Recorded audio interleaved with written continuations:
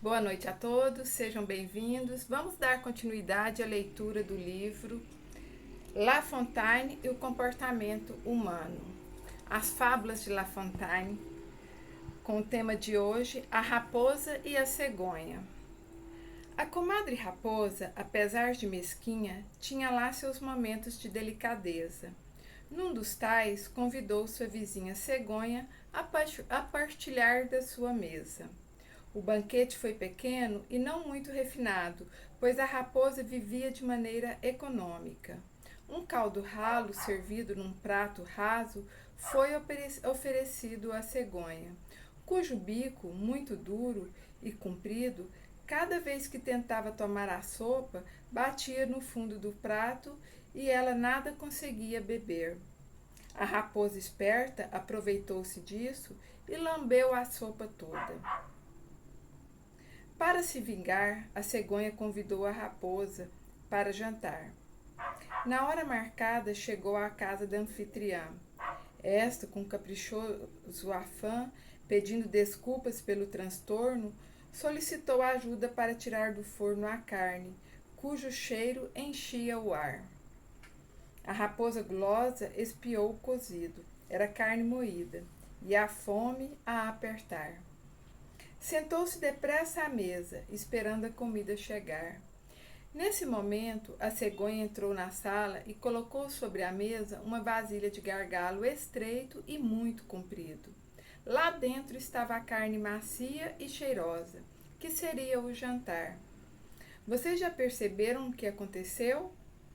A cegonha, com seu bico fino e comprido, conseguiu comer toda a carne, enquanto que a raposa tentava enfiar lá dentro o focinho sem sucesso. Pobre raposa! Quis dar uma desperta e só o que conseguiu foi levar de volta sua barriga roncando de tão vazia. Voltou em jejum para casa, envergonhada, com o rabo no meio das pernas e as orelhas baixas. La Fontaine diz ao final desta fábula: Embusteiros, é para vocês que eu escrevo. Esperem sempre pelo troco. Quem planta, colhe. Vingança imediata. Conta a antiga história que um homem foi condenado pelos cidadãos de uma aldeia a ser jogado no fundo de um poço abandonado e vazio. A população do vilarejo, que tinha sido desrespeitada e ofendida por ele durante muito tempo, decidiu tomar para si o encargo de julgar e punir aquele indivíduo. Eles o jogaram nesta cisterna e começaram a lançar sobre o sentenciado uma enxurrada de insultos ríspidos, ao mesmo tempo que cuspiam nele. Outros tantos atiravam lama e lixo das ruas. Inesperadamente surgiu um homem que lhe jogou raivosamente uma pedra. Profundamente surpreso, ele olhou para cima e perguntou ao agressor, aspas, eu reconheço todos os outros que me condenam e agridem, mas eu nem te conheço. Quem és tu para pensar que podes atirar pedras em mim? O atacante à beira do poço responde, aspas, sou aquele que arruinaste há 20 anos. O condenado então perguntou, aspas, mas onde estivestes todo esse tempo? Durante todo esse tempo, retruca o homem. O condenado então perguntou, mas onde estivestes todo este tempo? Durante todo esse tempo, retruca o homem, tenho carregado a pedra em meu coração. Agora que te encontrei vulnerável e nesta miserável situação, resolvi colocar a pedra em minha mão. Esta história caracteriza uma, aspas, vingança tardia ou retroativa. São nódoas emocionais ou feridas da alma, mágoas guardadas em segredo durante anos a fio. No entanto, há variados tipos de atitudes vingativas. As empregadas contra os mais fortes são denominadas de loucuras. As lançadas contra os iguais são arriscadas. E as efetuadas contra os mais fracos são de extrema vilania. Neste momento ocorreu uma, aspas, vingança tardia. Já na fábula da raposa e da cegonha aconteceu a vingança imediata. A cegonha, com seu bico fino e comprido, conseguiu comer toda a carne, enquanto que a raposa tentava enfiar lá dentro o focinho sem sucesso. Pobre raposa! Provavelmente a cegonha tenha pensado, não há maior vingança do que aquela de poder vingar-se. Verdade seja dita, quem não retruca na hora certamente está meditando sobre como vai dar o troco ou revidar o golpe. Cuidado com um homem que não rebate de imediato a afronta ou o ultraje. Quantas vezes os seres humanos apresentam conduta idêntica da cegonha e agem com um único objetivo, o revide. E, por consequência, não vivem como almejam viver, nem se comportam de maneira racional. Simplesmente reagem diante dos obstáculos e desafios da vida, utilizando a esperteza, a astúcia ou a armação para tirar desforra ou reparar a afronta que lhes fizeram. Se uma pequena lasca de madeira acidentalmente introduzir-se em nossa pele e nos ferir, qual atitude devemos ter? Obviamente, removê-la o mais rapidamente possível. Por certo, não nos convém deixá-la estagnada lá, causando dor, aflição, até que infeccione e contamine todo o nosso organismo. Da mesma maneira, o que é preciso fazer com as farpas venenosas da vingança e da desforra quando se instalarem em nossa casa mental? Da mesma forma, o que é preciso fazer com as farpas venenosas da vingança e da desforra quando se instalarem em nossa casa mental? Deixá-las encravadas e observar a sua contaminação caminhar para um estágio cada vez mais avançado, trazendo um padecer cada vez maior? É claro que não. Certamente, as farpas da vingança ou revide são mais difíceis de extrair do universo interior do que as farpas de espinho do cosmo orgânico. Por outro lado, depende unicamente de nós analisá-las e transformá-las antes que a toxina do ódio se dissemine por toda a casa mental. Aliás, nada ocorre fora. Não é o mundo externo que se transforma. O que acontece é que, quando mudamos de níveis de consciência, alteramos a concepção sobre os atos e as atitudes que vivenciamos. O melhor meio de conseguir isso não é se contrapor ou lançar acusações contra algo ou alguém que nos trapaceou ou nos desagradou, mas rever as próprias emoções que gravitam em nossa intimidade, discernindo-as e, consequentemente, tentar vê-las pelo ponto de vista de outrem, por meio da empatia.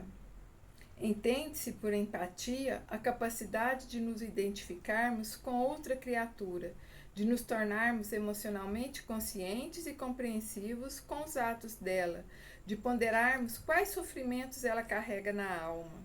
Além disso, procurar saber como aprendeu a agir no meio social, que nível de discernimento possui, qual a sua idade astral e outras tantas considerações. Empatia envolve sensibilidade para percebermos a emocionalidade que levou o outro a agir daquela forma, para assim podermos atenuar ou reduzir o abalo íntimo que sofremos diante de certas atitudes e atos alheios. Para perdoar, é necessário acrescentar às coisas novos significados, ou seja, ressignificá-las, compreender uma experiência de forma diferente. Para perdoar, é preciso remodelar nossas atitudes, voltar nossa atenção para o outro prisma do contexto e perguntar a nós mesmos: o que mais isso poderia significar? Esse exercício nos mostra, incontestavelmente, o quanto pode ser valoroso para a nossa evolução experienciar, mesmo de forma sucinta, aquilo que o outro viveu. Passaremos a entender com clareza que os indivíduos têm dificuldades semelhantes a nossas, e se nós estivéssemos em sua condição, situação ou posição evolutiva, talvez agíssemos do mesmo jeito. Essa postura de vida nos leva à solidariedade, a relacionamentos saudáveis e há uma convivência de fundo ético. Conceitos-chave: ação-reação, forças da mesma magnitude, mas opostas. A lei física da ressonância bem explica e elucida o significado da lei de retorno. A ressonância verifica-se tanto no sentido positivo como no negativo. O pensamento humano gera forças criativas. É um espelho que estabelece ligações sutis em circuitos de causa e efeito, refletindo e assimilando os mais diversos tipos de raios mentais. Mágoa, nódoas de desgosto que intensificam a infelicidade de modo diretamente proporcional às expectativas que criamos sobre nós e os outros. Se as criaturas não abrirem mão das fantasias e devaneios que nutriam na busca de coisas inacessíveis e impossíveis, e continuarem reservando uma área muito grande em sua casa mental para esse desgosto, a mágoa se tornará cada vez maior e mais intensa, e ganhará uma importância muito mais significativa do que o fato em si. Revide, ato ou efeito de polemizar, rebater, replicar uma crítica ou ofensa, ou também reação imediata e incisiva a um fato ou acontecimento. A maior vantagem de perdoar é nos eximirmos dos desgastes energéticos e fatigantes do revide, das discussões, da raiva e da crítica. São essas emoções de melindre e ressentimento que, de forma inquestionável, fazem do perdão uma possibilidade benfazeja para qualquer pessoa que deseja viver em paz consigo mesma. Moral da história: assim como fizer, assim o receberá. A vingança não diminui o mal sofrido e ocasiona frequentemente males ainda maiores. Ela é uma pedra que se volta contra quem a atirou. No entanto, perdoar não significa ser permissível com o comportamento agressivo que viola valores e modos de pensar e agir de uma criatura. Perdoar dessa forma eliminaria uma função positiva, pois estimularia a repetição de atos ultrajantes, perpetuando e potencializando um ciclo perverso de agressões e desrespeito. Perdoar é uma nova forma de ver a vida dentro e fora de nós. É paulatina modificando de nossas opiniões, ideias, conceitos acumulados, arquivados e catalogados tradicionalmente como relíquias embalsamadas em nosso acervo mental e que já podem ter perdido seu real significado nos dias atuais. Reflexões sobre esta fábula e o Evangelho.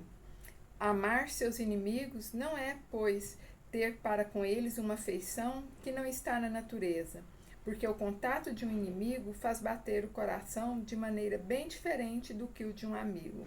É não ter contra eles nem ódio nem rancor, nem desejo de vingança. Evangelho segundo o Espiritismo, capítulo 12, item 3, Boa Nova Editora. Aspas. Ei que vos envio como ovelhas ao meio de lobos. Portanto, sedes prudentes com as serpentes e mansos como as pombas. Mateus 10,16. Vou repetir. Aspas. Eis que vos envio como ovelhas ao meio de lobos. Portanto, sedes prudentes como as serpentes e mansos como as pombas. Mateus 10,16. Gratidão, boa reflexão.